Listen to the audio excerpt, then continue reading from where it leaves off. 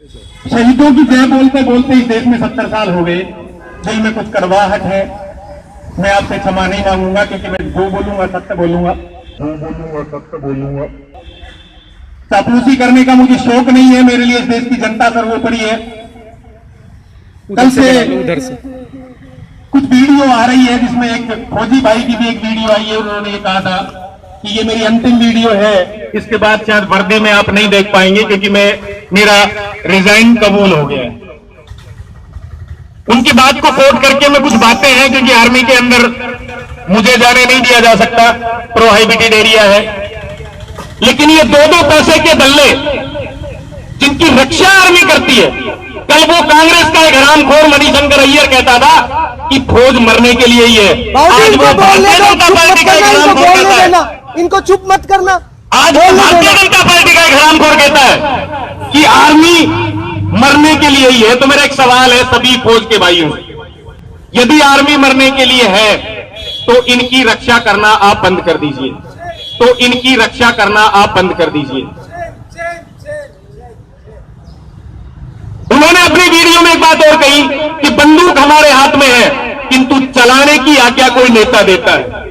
तो मेरा आपसे एक निवेदन और है कि इनकी सुरक्षा में खड़े हुए सेना के जितने भी जवान हैं वो इनकी आज्ञा मानने से इनकार कर दें।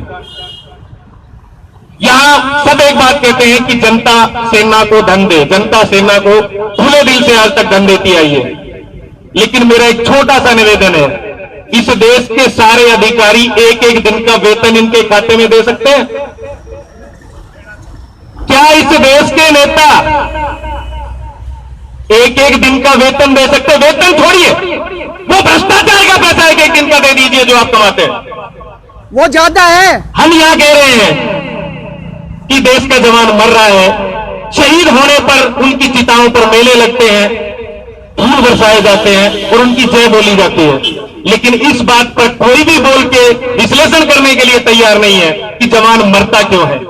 इस रोड पर रोज शाम को 3000 ट्रक निकलते हैं अवैध डंपर, और एक डंपर की मंथली 8000 रुपए महीना है। वो पैसा आतंकवादियों को बतौर रिश्वत वहां पहुंचता है, क्योंकि एक बात पैदा होती है 350 किलो आरडीएक्स रेट क्या है मुझे नहीं पता, करोड़ों में तो होगा जनरल साहब। 350 किलो आरडीएक्स करोड़ों रुपए का। जब नोटबंदी के बाद भ्रष्टाचार का एक भी पैसा जनता के पास नहीं है तो वो पैसा कहां से आया, किसने दिया?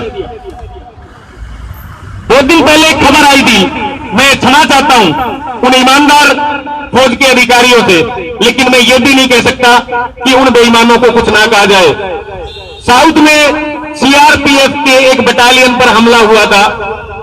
जांच हुई तो पता चला कि उनके एक अधिकारी ही उस हमले के सूत्रधार थे। आपने भी सुना होगा कि गाड़ियों को पुल के ऊपर रुकवा दिया गया, आर्मी का वो अधिकारी नीचे उतर के गया बाथरूम करने के बहाने से, और वहां जाके उसने सिगरेट जलाई और जैसे ही सिगरेट गिराई वहां ब्लास्ट हो गया। तो मेरा एक सवाल है, आर्मी के सीआरपीएफ के 2500 जवान जब वहां से नीचे आ रहे थे तो ये करोड़ों रुपए का आरडीएक्स तैयार करके रखने के लिए सूचित किसने किया? क्योंकि जवानों ने तो सूचना दी नहीं होगी कि मुझे और मारो। इस देश के ह्रास में, इस देश के विनाश में मात्र विदेशियों का हाथ नहीं है, जयचंद हमारे घरों में भी है। जब इस संसद का एक कुत्ता मर जाता है तो देश में राष्ट्रीय शोक हो जाता है। यहां 40 वो लोग मरे हैं जिनके कंधे पर इन कुत्तों की रक्षा का भी भार है। क्या किसी ने अपना व्यापारिक संस्थान एक दिन के लिए बंद किया? क्या किसी ने एक वक्त के भोजन की हड़ताल की? दिन में सोशल मीडिया पर, दिन में पब्लिक मीटिंग में यहां शहीदों की चिताओं पर फूल चढ़ाए जाते हैं और रात को वहां अंग्रेजी शराब की चुस्कियां लगाई जाती है, और वही अंग्रेजी शराब अमेरिका के पास जाती है और अमेरिका से वो आरडीएक्स आता है। कौन दोषी है? जनता की सरकार। कवि साहब, जनता के पास कोई अधिकार नहीं। मैं युवाओं से आह्वान करता हूं, 370 का रोना बंद कीजिए। यदि दम है तो हथियार उठाइए और 370 को खत्म करने के लिए कश्मीर में चलिए। लेकिन मैं माफी चाहता हूं, क्योंकि युवाओं को आपने क्या दिया? शराब की बोतल और गुलाब का फूल 14 फरवरी वैलेंटाइन डे। मैं 90 में ठीक हूं, तो तुम ढेर बच्चों का कबड्डी खेलना होता था, आपने वीडियो गेम, मोबाइल गेम नाम का एक ऐसा षड्यंत्र उनके हाथ में दे दिया कि आज उनके घुटनों में दम नहीं है। आपने सारी युवतियों को शूर्पणखा बना दिया। कल भगत सिंह कौन सी मां पैदा करेगी? और हम कह रहे हैं विकास हो रहा है। कौन सा विकास हो रहा है? जो युवा अपने दादा का, अपने पिता का सम्मान नहीं कर सकता, उसकी इस राष्ट्र के एक फौजी के लिए क्या राष्ट्रभक्ति होगी? विवेक भाई ने मुझे निमंत्रण दिया था, मैं यहां आया, और अब इस अभियान को हम आगे बढ़ा रहे हैं। मुझे आप सबका सहयोग चाहिए। केवल अकेले रेवाड़ी में नहीं, इस आवाज को भारत की आवाज बनाना है। संसद के एक एमएलए, एक एमपी या मंत्री के मरने पर देश बंद होता है। ये चौहान साहब, वकील साहब है, बहुत अच्छी तरह जानते हैं। और इनकी लॉबी शायद मेरी बात को सबसे पहले समझे, क्योंकि जब एक वकील साहब का देहांत हो जाता है तो सारे वकील साहब एक हो जाते हैं। आज इस देश का रक्षक मरा है, तो मुझे उम्मीद है कि चौहान साहब इसका पूरा आश्वासन हमें देंगे।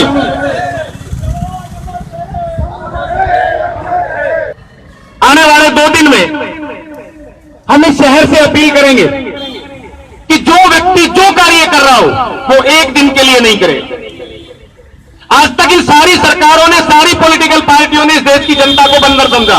जैसी डुगडुगी बजाई, ये बंदर वैसे ही गुलाटी मारता रहा। लेकिन अब हमें इस दुखद मौके पर अपने खून की उस गर्मी को दिखाना पड़ेगा कि हम सरकार के गुलाम नहीं है, सरकार हमारी गुलाम है। एक दिन के लिए इस देश के सभी व्यापारिक प्रतिष्ठान, सभी शिक्षण प्रतिष्ठान, सभी निजी और सरकारी जितनी भी संस्थाएं हैं, हम सबसे अपील करेंगे कि एक दिन के लिए बंद करो। अन्यथा ये झूठी देशभक्ति दिखाने का ड्रामा बंद करो। इस विषय पर कौन कौन सहयोगी हैं, इस कार्यक्रम के समाप्त होने के बाद इस विषय पर एक मीटिंग होगी। और मैं एक बात आपसे और क्लियर कर देना चाहता हूं, इस देश की सारी समस्याओं की जड़ अधिकारी, पूंजीपति और नेता है। क्योंकि हमारे लिए ये सेवा का क्षेत्र है, लेकिन उनके लिए ये व्यापार का क्षेत्र है। और व्यापारी कभी सामाजिक नहीं हो सकता, क्योंकि उसके लिए युद्ध भी खेल है, युद्ध भी धंधा है, मौत भी धंधा है। और सिंहासन की रक्षा आप बंद करनी पड़ेगी, क्योंकि सिंह हमेशा गोश्त का भूखा होता है। मैं राजनीतिज्ञ नहीं हूं। और शहीदों की बात करें, शहादत भी राजनीति के द्वारा ही ली जाती है। उनकी श्रद्धांजलि देना एक मनोभाव व्यक्त करने का तरीका है, लेकिन कल कोई शहीद ना हो, इस बात पर विचार करना भी उन शहीदों को ही नमन है। आखिर कब तक हम जीवित के प्रति सोचना बंद करते रहेंगे और मरे हुए को शहीदी श्रद्धांजलि देते रहेंगे? अब इसके बाद इस देश का एक भी जवान शहीद नहीं होगा। इस विषय पर हम सबको मिलकर कार्य करना पड़ेगा। इसी के साथ मैं अपनी वाणी को विराम देता हूं। वंदे मातरम, वंदे मातरम।